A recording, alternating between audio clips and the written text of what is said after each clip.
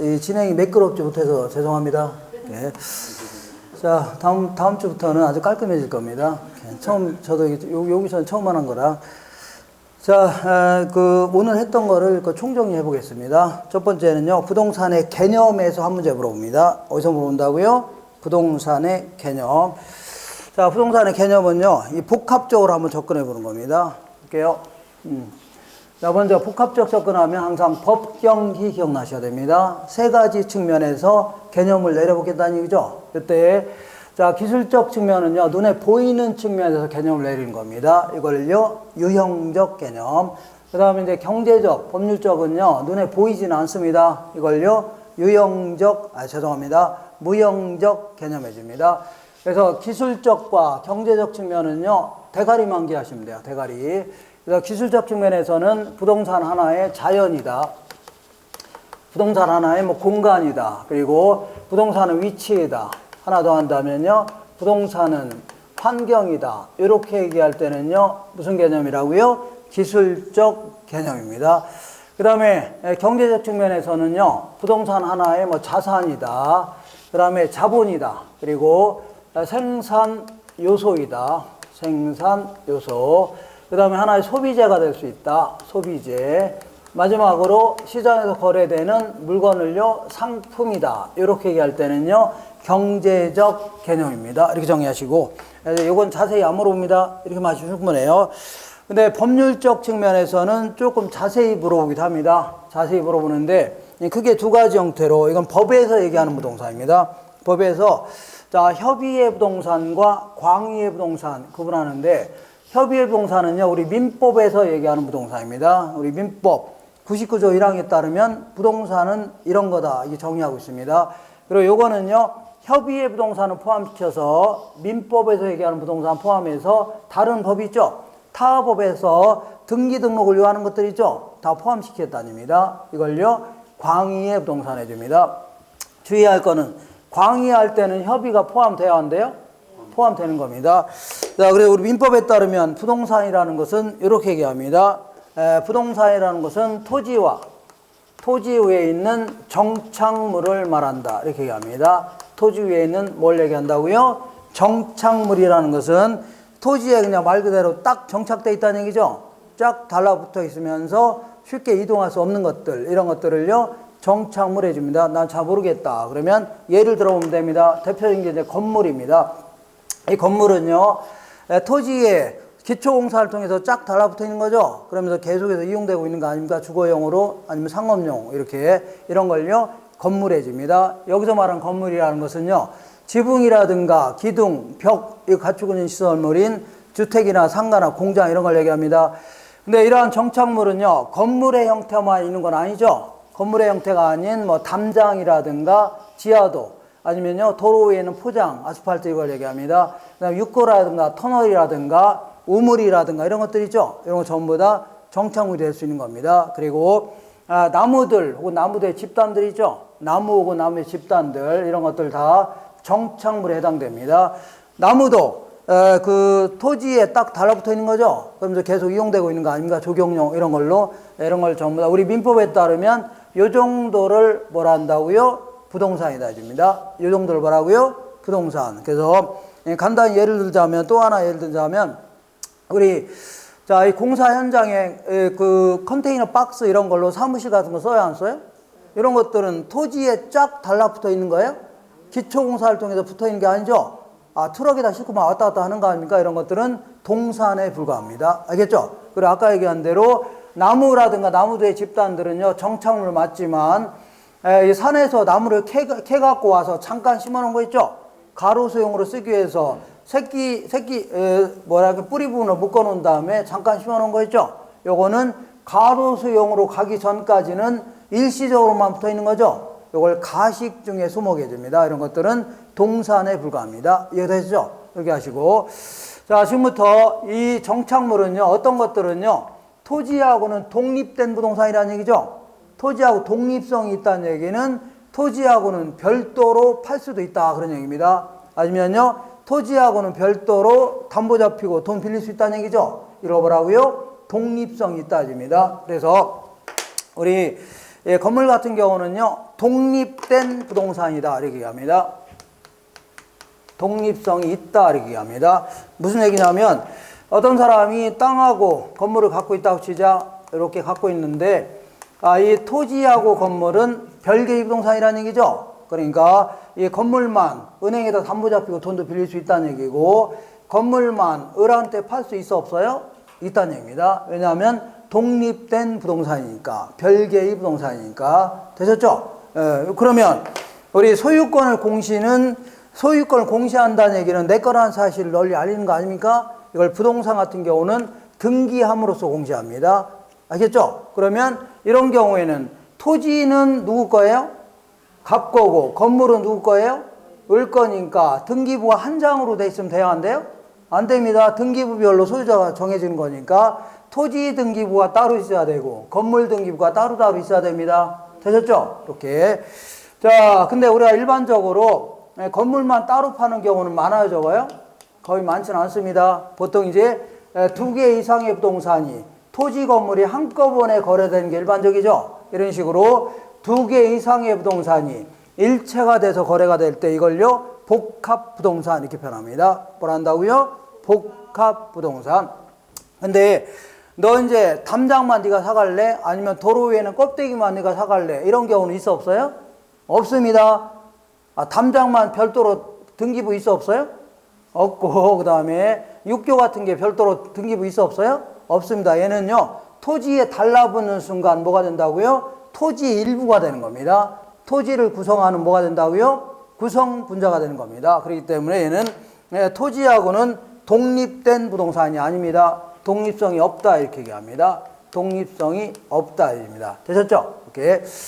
자, 이렇게 해서 정리하시고 얘들만 따로 등기부가 있는 건 아닙니다. 다만 나무들 우리 부동산을 공시할 때는 뭘로 등기한다고요? 등기함으로써 공시합니다. 그렇지만 우리 민법에 따르면 우리 이제 나무라든가 이런 것들 있죠? 이런 것들 때로는요 관습법상 명인방보로 공시할 수도 있습니다. 명인방으로 공시한다는 얘기는 어떤 사람이 땅을 갖고 있는데 이렇게 가변 사람이 땅을 딱 갖고 있는데 나무 하나가 될 수도 있고 나무들의 집단이 될 수도 있는데 요거를요 울타리 딱 쳐놓은 다음에 들어오지 마세요. 들어오면 새총으로 쏘겠습니다 할 수 있죠. 아니면 나무마다 아마 편말 붙여놓을 수 있는 거 아닙니까? 이것도 내 거라는 사실을 동네 사람한테 알리는 거 안 알리는 거예요? 알리는 거죠. 이것을 명인방보로 공시한다 해줍니다. 관습법상 뭐라고요? 명인방보로 공시한다. 이럴 경우에는요 명인방법으로 공시할 때는 얘는 심어져 있는 상태에서 을한테 팔 수도 있는 겁니다. 그래도 법에서 인정해 주겠다는 얘기입니다. 알겠죠? 이렇게. 다시 한번 정리할게요. 아까 했으니까. 자, 이런 식으로 해서 명인방법으로 공시할 때는 그때는요 독립성이 인정이 됩니다. 뭐가 된다고요? 독립된 부동산을 간주해서 이 나무들을 남한테 판다 하더라도 인정해 주겠다는 얘기입니다. 다만 이거는 나무들만 별도로 등기한 거야 안 한 거예요? 등기한 건 아니기 때문에 은행에서는 만약에 나무들만 별도로 등기가 돼 있다면 걔들만 담보 잡고 돈도 빌려줍니다. 근데 얘는 나무들만 별도로 등기가 돼 있는 거 안 되는 거예요? 안 되기 때문에 저당권 설정은 안 됩니다. 자, 이렇게 정리하시고 자, 그 다음에 이번에는 광의의 부동산 알아보겠습니다. 광의의 부동산은요 당연히 협의의 부동산을 포함시키는 겁니다. 당연히 토지하고 정착물은 포함시키고 여기에다가 소위 말하는 준부동산이다 해갖고 준부동산. 자, 소위 얘는요 준부동산이라는 것은 부동산에 준해서 취급하겠다, 부동산처럼 취급하겠다 그런 얘기입니다. 그러니까 원래는 부동산이 아니라는 얘기입니다. 원래는요 동산입니다. 민법상 다 뭐라고요? 동산입니다. 대표적인 게 자동차 같은 거 볼게요. 자, 우리 자동차는 막 굴러다녀 안 굴러다녀? 굴러다니는 거 아닙니까? 그러니까 부동산이 아닙니다. 민법에 따르면 뭐라고요? 동산인데 어떤 부동산 활동할 때는요 부동산처럼 취급하겠다는 얘기입니다. 예를 들어서 여기 있는 것들은 자동차를 뿐만 아니라 이따 적을 건데 전부 다 감정평가 대상입니다.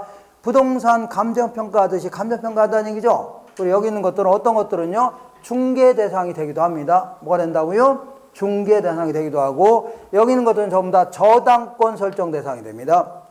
아까 얘기한 대로 내가 자, 시계를 담보 잡히고 전당포에 가서 돈을 빌리려고 하면 전당포 주인이 어떻게 한다고요? 시계를 풀러서 가져오라고 합니다. 여기다가 이제 질권이라는 권리를 설정합니다. 그래서 나중에 돈을 갚기 전까지는 시계를 못 찾아요. 근데 내가 아파트 담보 잡히고 돈 빌리려고 은행 갔더니 은행 직원이 아파트 들고 오세요 그러나요? 아니죠. 그냥 아파트 내가 살고 있으면서 거주하면서 소위 서류상으로만 담보 설정합니다. 이걸요 관념상 담보 설정한다. 이런 걸요 저당권 설정한다 해줍니다. 뭐라고요? 저당권. 내가 이제 돈이 너무 급해서 자동차를 들고 자 사채업자한테 가서 돈을 빌리려고 했더니 사채업자가 자동차 네가 써도 상관없답니다. 그러면서 서류상으로만 담보 설정할 수 있죠. 이것도 여기 있는 건 전부 다 저당권 설정 대상이 됩니다. 알겠죠? 다른 법에 따라 전부 다 등기하거나 등록하기 때문에 전부 다 국가에서 관리하고 있습니다. 함부로 막 팔았다간 다 국가에서도 알아요, 몰라요? 다 알기 때문에 얼마든지 뭐가 가능하다고요? 저당권 설정이 가능합니다. 이거는 자세히 안 물어보니까 그냥 눈도장만 찍으시면 돼요. 눈도장. 그래서 선박이라든가 20톤 이상 되는 것들은 선박 등기법에 따라 등기해야 됩니다. 그거 안 되는 미만짜리는 등록해야 됩니다. 그리고 자동차, 항공기라든가 각종 포크레인, 불도저 이런 것들을요 건설 기계해 줍니다. 이런 것들 각 개별법이 있습니다. 그 다음에 아까 얘기한 어업권이라든가 공유 수면 내에서 일정 부분을 이 남들이 못 들어오게 하면서 어업을 양식업을 할 수 있는 권리 있죠. 이런 걸요 어업권. 그리고 광물을 채굴 할 수 있는 권리를 뭐라고요? 광업권. 그리고 공장을 구성하고 있는 많은 형태가 있는 물건이라든가 없는 물건 있죠. 다 싸잡아서 이제 등기 친 거 있죠. 이런 걸요 공장 재단. 그 다음에 광산을 구성하고 있는 많은 형태가 있는 거 없는 거 있죠. 다 싸잡아서 이걸요 광업 재단해 줍니다. 이런 것들. 그 다음에 나무들 한번 정리해 볼게요. 나무들은 원래는 정창으로 맞아요, 안 맞아요? 맞는데 독립성은 인정이 돼야 한대요? 안 되지만 만약에 명인 방법을 갖출 때는 뭐가 인정이 된다고요? 독립성이 인정이 됩니다. 되셨죠? 네, 그리고 근데 우리나라에서는요 다른 법에 따라 임목에 관한 법률에 따라서 요거를요 갑이 땅을 갖고 있는데 나무대 집단만 해당됩니다. 하나는 안 되고. 그래서 요거를요 임목 등기에 관한 법률에 따라 등기하게 되면 임목이라는 명칭을 씁니다. 뭐라고요? 임목. 그때는요 별도로 팔 수도 있고 얘들은 별도로 등기가 돼 있어 안 됐어요? 되기 때문에 은행에서 나무들만 별도로 담보 잡고 돈도 빌려줍니다. 알겠죠? 이렇게 정리하시면 돼요. 자, 그러니까 뭐 문제 이렇게 아주 막 이렇게 어렵게는 안 물어보니까 그냥 가볍게 이렇게 이 정도가 뭐라고요? 준 부동산이다. 이 정도 하시면 됩니다. 자, 이렇게 해서 이 정도 범위 가지고 약간의 살점 더 붙여서 완성해서 한 문제 풀으면 됩니다. 이번에 두 번째 테마 보겠습니다. 이번에는 부동산을 여러 가지 형태로 분류해 볼 건데 주로 이제 토지를 분류하는 게 주로 물어봅니다. 자, 우리 감정평가하기 위해서는 토지를 크게 세 가지 형태로 택지지역, 그 다음에요 농지지역, 임지지역 구분합니다. 이렇게 분류하는 걸 대분류했다 합니다. 대분류. 자, 이때 이걸 또다시 세 분류하기도 하는데, 자, 택지지역 같은 경우는 주거지역, 상업지역, 공업지역, 그 다음에 농지지역은요 전지지역, 답지지역, 과수원지역, 그 다음에 임지지역은요 용재림지역, 신탄지역 구분합니다. 자, 이때 사람들은 가능하면 수익성이 높은 땅으로 바꾸고 싶어, 안 바꾸고 싶어요? 바꾸려고 할 겁니다. 임지지역이 농지지역으로, 농지가 어떻다고요? 택지지역으로 바꾸려고 할 겁니다. 알겠죠? 뭐 거꾸로 되는 경우도 있을 수 있지만 어쨌거나 이렇게 대분류 상호 간의 전환 중에 있는 땅 있죠? 이런 땅을요 후보지 이렇게 합니다. 자, 대분류된 상호 간의 전환 중에 있는 땅을 뭐라 한다고요? 후보지. 그리고 이렇게 택지 내에서 소분류된 상호 간의 전환 중에 있는 땅을 뭐라 한다고요? 이행지 이렇게 합니다. 이행지. 그래서 요거는요 아까도 얘기했지만 하나 질문해 볼게요. 어떤 땅이 답지에서 상업지역으로 전환 중에 있다. 이거는 후보지예요, 이행지예요? 후보지입니다. 왜냐하면 답지는 농지고 상업지역은 택지죠. 그러니까 대분류 상호 간의 전환 중에 있는 겁니다. 그럼 도대체 이행지는 뭐냐면 이렇게 소분류된 자기들 내에서 지들 안에서 전환 중에 있다는 얘기죠. 이것도 마찬가지로 농지 지역 안에서 지내길 전환 중에 있고, 이것도 이 안에서 전환 중에 있다는 얘기죠. 이걸요, 이행지라는 겁니다. 이거 되겠죠? 그래, 문제 풀 때는 반드시, 자, 이 후보지 하면, 용도 지역 상호간에 이런 표현이 주어집니다. 용도 지역 뭐라고요? 상호간. 그리고, 이행지는요, 반드시 용도 지역 내에서 이런 표현이 주어집니다. 용도 지역 뭐라고요? 내에서 이런 표현이 주어져요. 그리고 택지 지역은요, 건물을 지을 수 있거나 지어져 있는 땅을 얘기합니다. 그러니까 이런 지역, 이런 동네를 다 뭐라고요? 택지라는 겁니다. 다만 아무리 택지라 하더라도 사이사이에 도로 위에다 건물 지을 수 있어 없어요? 없고 하천 위에다 건물 지을 수는 없는 거죠. 그러면 건물을 지을 수 있는 땅도 땅뿐만 아니라 건물을 지을 수 없는 땅까지 포함해서 포괄적인 용어가 필요하다는 얘기죠. 그래서 자, 우리 감정평가에서는 택지라는 용어를 쓰고, 그 다음에 건축법에서는요, 대지라는 용어를 씁니다. 똑같은 용어입니다. 똑같은 용어예요. 둘 다 건물을 지을 수 있거나 지어져 있는 땅을 얘기합니다. 근데 우리 주변에 보면 택지 사이사이에 뭐가 있어요? 도로라든가 하천 같은 게 있죠? 이걸 포함해서 포괄적인 용어를요, 부지라는 용어를 씁니다. 부지는요, 건축이 가능한 땅뿐만 아니라 건축할 수 없는 땅 있죠? 포함해서 모조리 뭐라 한다고요? 대지, 죄송합니다. 부지라는 표현 씁니다. 알겠죠? 자, 이번에는 자, 택지를 다른 형태로 알아보겠습니다. 또 다른 형태로 어떤 식으로 알아보냐면, 자, 먼저 이거를 나지, 건부지, 세 번째는 이제 공지 이런 식으로 알아볼게요. 공지다. 자, 나지는요, 토지 위에 건축물이 없는 땅을 일반적으로 나지해 줍니다. 그리고 토지 위에 건축물이 있는 땅을 뭐라고요? 건부지. 그 다음에 공지는요, 용적률, 건폐율 이런 거에 제한에 따라서 건축하고 남겨놓은 땅 있죠? 요거를요, 공지 이렇게 얘기합니다. 공지. 자, 일반적으로 나지하면 건축물이 없는 땅. 건부지는요, 건축물이 있는 땅인데, 우리나라 토지보상 지침에 따르면 나지의 정의를 분명히 하고 있습니다. 나지라 하면 대한민국에는 모든 땅들은 공법상의 규제는 받아야 안 받아요? 받습니다. 이 지역이 그린벨트 지역이다. 아니면 이종 전용 지역이다. 다 받아야 안 받아요? 받는데 사법상의 제한이라는 것은 개인들 간에 설정하는 권리 있죠? 예를 들어 개인들 간에 민법상 지역권을 설정하거나 지상권 설정하거나 임차권 같은 거 설정할 수 있습니다. 근데 아직은 사법상의 제한이 없다는 얘기는 개인들 간에 설정하는 권리는 아직 설정이 돼 있어 안 돼 있어요? 안 돼 있다는 얘기입니다. 이걸요, 나지해 줍니다. 나지. 정확히 표현한다면. 그러면 농작물의 경작 등에도 이용되지 않는다는 얘기는 농지나 임지도 아니라는 얘기죠. 택지 중에서 그 사법상의 제한이 없는 빈 땅 있죠? 이걸 뭘 한다고요? 요거를 나지해 줍니다. 그 다음에 우리가 일반적인 지역에서는 이렇게 볼게요. 일반적인 지역에서는 한 10층 정도 지을 수 있는 땅이라고 치자. 그러면 요거는 나지, 얘는 한 3층짜리 낡은 건물이 있다고 치자. 그러면 10층 정도 지어야 제대로 이용되는 건데 그렇지 않다는 얘기죠. 그러면 토지만의 가치를 따진다면 나지가 비싸요? 건부지가 비싸요? 나지가 더 비쌉니다. 왜냐하면 10층 지으려니까 얘는 곧바로 올리면 되죠. 근데 얘는 철거 비용이 들어가 안 들어가요? 들어갑니다. 그래서 나중에 감정평가할 때는요, 건부지에 대해서는 감액을 시켜야 됩니다. 이걸요, 건부감가라는 표현을 씁니다. 감정평가 용어입니다. 근데 만약에 그린벨트 지역이다, 개발 제한구역 같은 경우에는 나지가 있고, 요거는요, 모텔 같은 게 들어서 있다고 치자. 이렇게. 그러면 토지만의 가치를 따진다면 나지가 비싸요? 건부지가 비싸요? 건부지가 더 비쌉니다. 왜냐하면 이런 땅 구입해봐야 건물도 못 짓게 하죠. 쓸모가 없잖아요. 그러니까 모텔 사업하는 사람들이 기존에 있는 건물을 막 구입하려고 할 겁니다. 그러면 건물의 가치도 올라가고 토지의 가격도 훨씬 올라가는 겁니다. 이럴 때는 감정평가할 때는요, 건부지에 대해서는 증액을 시켜야 됩니다. 이거 뭐라고요?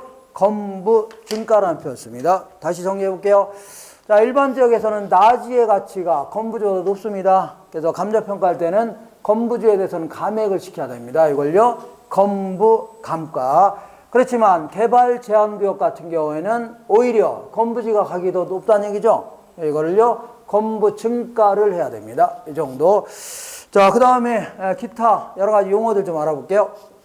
어떤 사람이 이렇게 조그만 땅을 갖고 있고 어떤 사람이 큰 땅을 갖고 있고 어떤 사람이 희한하게 생긴 땅을 갖고 있다. 그래서 이렇게 자 소유권을 구분하기 위한 하나하나의 단위 있죠. 요걸 뭐라 하냐면 필지 이렇게 얘기합니다. 필지. 요거는 면적 단위가 아닙니다. 면적이 조그말 수도 있고 아주 클 수도 있고 희한하게 생길 수 있다는 얘기죠. 요거는 네 거냐 내 거냐를 구분하기 위한 소유권을 구분하기 위한 단위입니다. 그리고 이 필지별로 지번이 부여됩니다. 북서쪽에서 동남쪽까지 사선을 그리면서 57번지, 58번지, 59번지 이렇게 붙여나갑니다. 되셨죠? 옛날 지번을 얘기합니다. 그 다음에 요거를 이 감정평가하기 위해서 가격대가 비슷한 놈을 뚝뚝 자를 수 있죠? 이렇게 잘라놓은 거를 하나하나를요, 획지라는 용어를 씁니다. 획지. 요거는 감정평가하기 위해서 가격대가 비슷한 놈을 뚝뚝 잘라놓은 거 있죠? 요걸 뭐라 한다고요? 획지 이렇게 얘기합니다. 이렇게 정리하시고 자, 그 다음에 기타 여러 가지 용어도 알아볼게요. 어떤 사람이 여기다 이제 집 짓고 살고 있고 어떤 사람은요 이렇게 집 짓고 살고 있다는 얘기죠. 그럼 요 사이에 있는 땅 요거를 뭐라고 하냐면 법지 해줍니다. 법지. 요거는 소유권이 있습니다. 소유권은요 나중에 지적법 공부할 건데 여기서 한번 잘라서 지적표를 작성하기 때문에 윗집 소유입니다. 요거는 지금 몰라세요. 어쨌거나 소유권이 있어 없어요? 있는데 얘는 건물 같은 것도 못 짓는 거죠. 그러니까 축대 같은 거 쌓을 수 없는 활용실익은 거의 없는 땅, 이런 땅을요, 법지해 줍니다. 자, 암기할 때는 법으로는 소유권이 있다. 이렇게 해서 정리하시고. 그 다음에 여기 바닷물이 최대한 밀려왔을 때 여기를요, 최고 만조수 이선해 줍니다. 그럼 여기서부터 곧바로 지적공부 작성해서 소유권을 부여했다가는 나중에 문제가 생길 수 있죠. 바닷물이 올라오는 바람에 자, 올라올 수도 있죠. 그러니까 어느 정도 거리를 뗀 다음에 여기서부터 이제 지적공부를 작성해서 소유권을 부여합니다. 갑의 소유다. 그러면 여기서부터 여기까지는 아직 소유권이 있어 없어요? 없지만 아직 바닷물이 바로 올라가지는 않겠죠? 그러니까 활용실익은 아주 높은 땅, 이런 땅을요, 빈지해 줍니다. 빈지. 이거 나중에 암기할 때는 소유권은 비어 있다는 얘기죠? 소유권은 없다. 그렇지만 활용실익은 많은 땅, 이런 땅을요, 빈지해 줍니다. 빈지.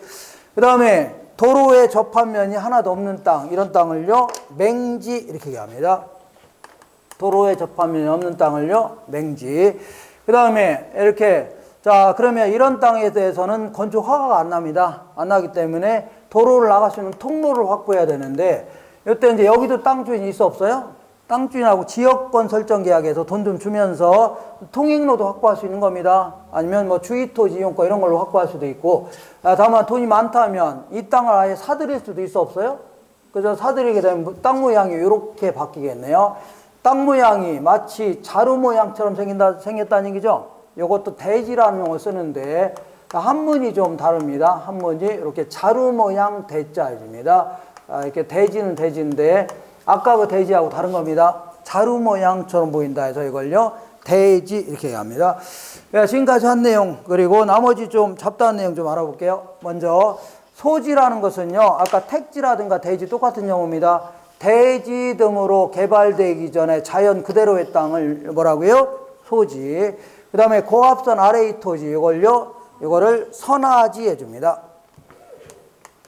자, 고압선 아래에 있는 땅을 선화지라는데 보통 이제 이용에 제한이 많기 때문에 선화지 감정평가할 때는 선화지에 대해서는 감액을 시킵니다. 자, 그 다음에 이 지적공부에 등록된 토지가 홍수 등으로 절토되어 하천이라든가 바다가 된 땅 있죠? 이걸요, 포락지 이렇게 얘기합니다. 포락지다. 이렇게. 자, 그 다음에 도시 토지 중에 집가 상승만을 기대하면서 투기적 목적으로 방치해놓고 있는 땅 있죠? 이런 걸요, 공한지 이렇게 얘기합니다. 공한지다. 이렇게. 자, 그 다음에 어쨌거나 도시 토지가 됐든 농촌 토지가 됐든 어쨌거나 바람직하지 못하게 놀리고 있다는 얘기죠. 요거를 뭐라고 하냐면 유휴지라는 표현을 씁니다. 유휴지다. 이렇게. 자, 바람직하지 못하게 놀리고 있는 땅을 뭐라고요? 유휴지.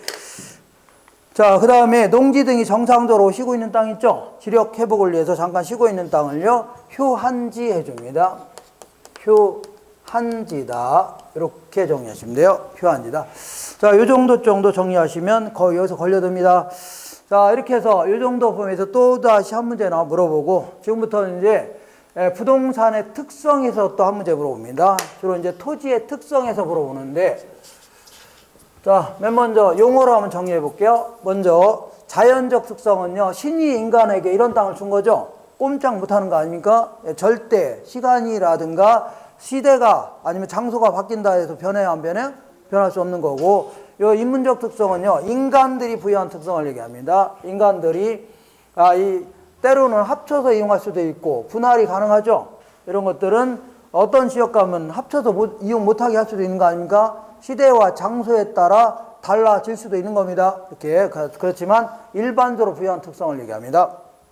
맨 먼저, 자, 부동산은 힘을 가한다 하더라도 인위적으로 움직일 수 있어 없어요? 없다. 이걸 부동성이 따집니다. 두 번째는 시간이 지남에 따라 소모되거나 마물되는 게 아니죠. 그대로 있다는 얘기입니다. 이걸요, 영속성이 있다. 이렇게 합니다. 그 다음에 이 물리적인 절대량을 늘릴 수 있어 없어요? 없다. 이걸요, 부증성이 있다. 이렇게 얘기합니다.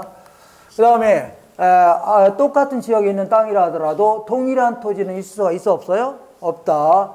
똑같은 지역에 있는 땅이라 하더라도 A 땅과 B 땅은 일단 위치부터 같아요, 달라요? 다르고 지형, 지세, 지질, 지방 다 다르다는 얘기입니다. 이걸요, 개별성이 있다. 이렇게 합니다. 개별성. 그 다음에 어떤 땅이든 다른 땅하고 붙어 있는 거죠. 이걸 인접성이 있다. 입니다. 인접성. 이 정도. 자, 그 다음에 이 정도를요, 자연적 특성 해주고, 그 다음에 인문적 특성은요, 토지는 별다른 법적 제한이 없다면 다양한 용도로 쓸 수 있다는 얘기죠. 이걸요, 용도의 다양성 해줍니다. 그 다음에 토지는요, 때로는 다른 토지하고 합쳐서 이용할 수도 있고, 내 땅의 일부를 잘라 팔 수도 있는 거 아닙니까? 이걸요, 병합 분할이 가능하다. 이렇게 얘기합니다. 병합 분할의 이렇게 가능성이 있다. 이렇게. 그 다음에 우리 물리적 위치는 변해요, 안 변해요? 물리적 위치는 변할 수 없지만 주변 환경이 변했다. 주변에 서울대가 들어왔다. 그러면 가치가 올라가요, 떨어져요? 이거를요, 위치의 가변성 해줍니다. 위치의 가변성인데, 어떤 지역은 쓰레기 매립장이 들어왔고 어떤 지역은 호수공원이 들어왔다. 그러면 물리적 위치는 변하지 않지만 상대적으로 어떤 땅 가치가 올라가고 어떤 떨어지죠. 이걸 상대적 위치가 변할 수 있다. 이렇게 표현합니다. 되셨죠? 그래서 하나하나 특성들 좀 알아볼게요. 하나하나. 자, 먼저, 자, 부동성은요, 꼼짝 못하는 바람에 우리가 일반적으로 얘는 동산이다, 얘는 부동산이다 구분할 때는 뭘 가지고 구분해요? 부동성 가지고 구분하는 겁니다. 알겠죠? 부동산과 동산을 구별하는 근거고, 공시 방법을 달리합니다. 우리 제주도에서 돌 하루방 구입했다. 그러면 얘는 어떻게 하면 돼요? 들고 오면 되는 겁니다. 이거를요, 점유를 요한다 줍니다. 근데 땅을 들고 올 수 있어 없어요? 없죠. 어쩔 수 없이 법원에 등기소 가서 이름을 바꿔치기 해야 됩니다. 이걸요, 등기한다 줍니다. 그러니까 공시 방법을 달리하는 이유가 될 수 있고, 그 다음에 내가 여기다 원룸 지어서 부산에 광고할 필요 있나요? 요 동네 단위 광고할 필요가 있죠. 이렇게 부동산 활동의 범위가 지역적으로 좁아지게 하는 거를요, 국지화 된다 줍니다. 그리고 아까 얘기한 대로 연탄 공장 때문에 피해보는 이유가 왜 그래요? 자, 이 연탄 공장 때문에 피해보는 이유가 이거 외부 효과라는 겁니다. 피해보는 이유가 땅하고 주택을 들고 옮길 수 없어서 그런 거죠. 일단은 뭐라고요? 부동성 때문이고, 옆에 있으니까 피해보는 거죠. 그러니까 인접성 때문이다. 좀 이따 쓸 겁니다. 그리고 이 통영이 너무 뭐나가요? 이 태화강에 있는 옆에 있는 땅을 여기서 거래하는 거죠. 그러면 태화강에 있는 옆에 있는 땅이 어떤 땅인지 확인해야 돼, 안 해야 돼요? 자꾸 정보 활동도 필요하고, 그 다음에 어떤 경우는 직접 가서 확인도 해야 되죠. 그러니까 임장 활동을 필요로 한다입니다. 이거 다 왜 그래요? 꼼짝 못하니까 그런 거 아닙니까? 직접 가서 확인해야 되는 이유가. 자, 이 정도 기억하시고, 이번에 영속성 알아볼게요. 자, 내가 이제 자동차 갖고 있으면 시간이 감에 따라 노후화되고, 마모되고, 파손되고, 손상될 수 있죠? 이걸요, 물리적 감가라고 하는데, 내가 땅을 갖고 있는데, 땅이 늙나요? 부서지나요? 깨지나요? 아니면은 고장 나나요? 이런 게 있을 수가 없는 겁니다. 그러니까 물리적 감가라는 게 있을 수가 있어 없어요? 없고, 그 다음에 주택 같은 경우는 건물 같은 거는 언젠가는 폐기 처분해야 될 거 아닙니까? 소모를 전제로 하는 재건축 이론 이런 게 매우 발달할 수밖에 없는데 토지는 소모되는 거예요? 소모되는 게 아니에요? 소모되는 게 아니기 때문에 소모를 전제로 하는 재생산 이론 이런 게 생겨요? 안 생겨요? 있을 수가 없다는 얘기입니다. 그리고 아까 얘기한 대로 땅을 갖고 있으면 1억에 구입해서 50년 있다가 100억에 팔 수도 있죠? 이걸 가만히 갖고 있으면서도 이익이 생깁니다. 이걸요 소유 이익이라는 거고, 때로는 이용하면서 이익도 생길 수 있는 거죠. 이용이익으로 구분이 되면서 임대차 시장이 매우 발달합니다. 예컨대 일정 기간 누구한테 빌려준다 하더라도 이게 없어지나요? 그대로 있는 거죠. 그러니까 임대차 시장이 매우 발달할 수밖에 없는 겁니다. 그 다음에 건물 같은 경우는 언젠가는 폐기 처분해야 되니까 가치가 점점 떨어지더니 언젠가는 없어지는 거죠. 근데 토지가 가치가 점점 떨어지더니 언젠가는 없어지나요? 그대로 있는 거 아닙니까? 그래서 가치 보존력이 우수하다. 그리고 땅이라는 건 영원히 존속하는 바람에 10년 뒤에 지하철이 들어올지 모른다니까 미리 사놓을 수도 있어 없어요? 이걸 장기적 배려해 줍니다. 먼 미래를 자꾸 내다보려고 한다는 얘기죠. 이걸요 영원히 존속하는 바를 그런 겁니다. 이 정도를 뭐라 한다고요? 영속성에 파생되는 현상이다. 이번에 부증성 알아볼게요. 부증성은 자, 물리적인 절대량은 늘릴 수 없는 겁니다. 우리나라 전체 토지가 일부는 바다로 쓰이고 있고 일부는 농지, 일부는 택지로 쓰이고 있는데 이걸 생산비를 투입한다 하더라도 물리적인 절대량을 늘릴 수 있어 없어요? 없다. 이거를요 부증성이 따집니다. 그러다 보니까 우리 맥주 같은 경우는 자, 생산비를 투입하게 되면 계속 늘릴 수 있어 없어요? 있죠. 근데 토지는 늘릴 수 없다. 이렇게 생산비의 법칙이 적용돼야 한대요. 안 되고 생산비를 투입한다 해서 물리적인 절대량을 늘릴 수 없다는 얘기죠. 물리적 공급은 불가능하다. 불가능. 그 다음에 맥주 같은 경우는 수요가 증가하면 가격이 올라가 안 올라가요? 올라가면 맥주 회사 입장에서는 맥주 공급을 늘리고 싶어요? 줄이고 싶어요? 늘리려고 할까 하니까 그러면 물건이 많아져서 적어져요? 많아지면서 다시 가격이 떨어집니다. 근데 토지는 그게 아닙니다. 토지에 대한 수요가 증가하면 가격이 올라가 안 올라가요? 올라가면 토지의 공급 늘리고 싶은데 늘릴 수 있어 없어요? 없죠. 그러니까 지가가 올라가는 가장 큰 이유가 어디에 있다고요? 부증성에 있는 겁니다. 어디에 있다고요? 부증성. 그러다 보니까 토지 가격은 계속 올라갈 수밖에 없는 겁니다. 특히 도시 인근의 땅 같은 경우는 산업이 발달하고 인구가 자꾸 몰려 안 몰려요? 그러니까 가격이 계속 올라가는 바람에 가격이 자꾸 올라가니까 토지는 조금 구입하고 층수를 올리려고 합니다. 이걸요 토지형의 집약화가 나타나고 그 다음에 한정된 토지를 가장 최선을 이용할 필요가 있다는 얘기죠. 이걸요 최유효 이용의 근거가 된다. 이렇게 하십니다. 자, 그 다음에 이번에는 개별성 알아볼게요. 개별성은 어떤 땅이든 똑같은 땅이 있을 수 있어 없어요? 없습니다. 그래서 맥주처럼 일물 일가의 법칙이 적용될 여지가 있어 없어요? 없습니다. 토지 한 평당 다 다르답니다. 그러다 보니까 표준지 선정하는 것도 힘들고 부동산 간의 비교도 힘들고 각종 원리 이론 도출이 쉬워요? 어려요? 어렵다는 얘기입니다. 이렇게. 그 다음에 인접성은요 다른 토지하고 붙어있다는 얘기죠. 예, 붙어있기 때문에 어디까지 네 거냐 내 거냐를 따져야 될 거 아닙니까? 소유와 관련해서 경계 문제가 발생하고 그 다음에요 아까 얘기한 대로 옆에 있으니까 연탄 공장 때문에 피해를 봐야 안 봐요? 볼 수 있죠. 외부 효과가 생길 수 있는 거고 그 다음에 어떤 지역을 개발하려고 한다. 그러면 개발에 따른 이익이 생기는데 옆에 있으니까 이익이 생기는 거죠. 이걸 환수하겠다. 이런 거에 근거가 어디에 있다고요? 인접성에 있는 겁니다. 이 정도 정리하시고 그 다음에 이제 이 정도를요 자연적 특성해 줍니다. 그 다음에 인문적 특성은요 인간들이 부여한 특성인데 맨 먼저 토지는 별다른 법적 제한이 없다만 다양한 용도로 쓸 수 있어 없어요? 있다. 이걸요 용도의 다양성해 줍니다. 그래서 우리 물리적인 절대량은 늘릴 수 있어 없어요?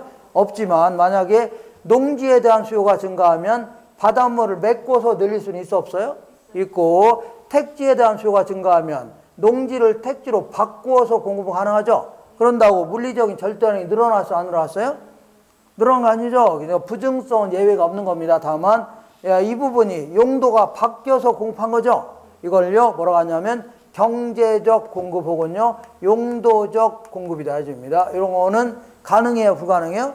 가능하답니다. 용도를 바꿔서 공급하는 건 가능하다는 얘기죠. 요거는 용도적 공급은 가능하다. 왜냐하면 다양한 용도로 쓸 수 있기 때문에. 그리고 이렇게 한정된 토지를요, 어떤 용도로 쓰느냐에 따라서 최고, 최선의 이용이 달라질 수 있는 거죠. 그러니까 최유효 이용의 근거다 해줍니다. 그 다음에 이제 토지는 인위적으로 다른 땅하고 합쳐서 이용할 수 있고 일부를 잘라 팔 수도 있는 거죠. 이걸요, 병합 분할이 가능하다. 그러다 보니까 때로는요, 합병하는 과정에서 평당 단가가 올라갈 수도 있습니다. 지나치게 또 합치면 오히려 떨어질 수도 있고, 분할하는 과정에서 가치가 올라갈 수도 있어요. 때로는 떨어질 수도 있습니다. 이 땅만 땅이 있는데 이걸 적절히 쪼개서 판다면 가치가 더 올라갈 수 있죠. 평당 단가가. 근데 오히려 지나치게도 쪼갠다면 바둑판처럼 오히려 가치가 떨어질 수가 있는 겁니다. 이렇게 해서 분할에 따라서도 증가 혹은 감가가 발생할 수 있는 겁니다. 그 다음에 우리 주변의 환경이 변하면 가치도 변해요, 안 변해요? 변하죠. 이거를요, 위치의 가변성 해줍니다. 만약에 어떤 땅이 있는데 주변에 대학교가 들어오기로 했다. 그럼 가치가 올라가요, 떨어져요? 올라가고, 지하철이 들어오기로 했으면요, 가치가 올라갈 수 있죠. 그린벨트 지역으로 바꿔놨다 그러면 떨어질 수 있죠. 이렇게 어떤 지역마다 주변 환경이 좋아지면 가치가 올라갈 수 있죠. 어떤 지역은 쓰레기 멸병이 들어오기로 했다가 떨어질 수 있죠. 이렇게 상대적으로 가치가 변할 수 있다는 걸요, 위치의 가변성 이렇게 얘기합니다. 이 정도에서 이 정도 정리하시고 여기다가 약간의 살점 더 붙여서 시험장에 가시면 됩니다. 그리고 가능하면 교재에 잡다한 내용 읽지 마세요. 괜히 그런 거 읽다 보면 무지하게 어수선합니다. 그리고 이해도 잘 안 가고 그 도움이 별로 안 됩니다. 그러니까 제가 얘기하는 내용 위주로 해서 약간의 저랑같이 이제 살점을 붙여 나가는 식으로 공부하는 게 가장 합리적이고 가장 효과적으로 공부할 수 있습니다. 알겠죠? 이 정도만 하시고 다음 주부터 계속 이런 식으로 끝날 때 한번 그날 했던 거를 쭉 정리할 겁니다. 그래서 총 9번에 걸쳐서 계속 나갈 거니까 4월 달까지는 계속 이렇게 나갈 겁니다. 오늘 요 정도 하고 다음 주에 뵙도록 하겠습니다. 오늘 고생했습니다. 이상입니다.